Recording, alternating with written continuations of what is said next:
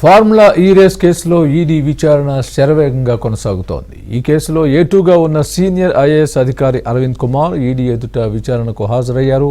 బషీర్బాగ్లోని ED కార్యాలయంలో ఆయన సుమారు 8 గంటల పాటు ఈడీ అధికారులు ప్రశ్నించారు.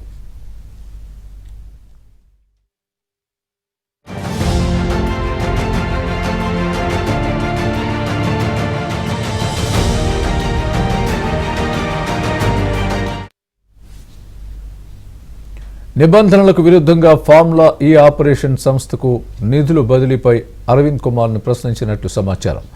ఎవరి ఆదేశాలతో నిధులు బదిలీ చేశారు, ఎలా చేశారని అరవింద్ కుమార్ను ప్రశ్నించిన ఈడీ అధికారులు స్టేట్మెంట్ను రికార్డు చేశారు.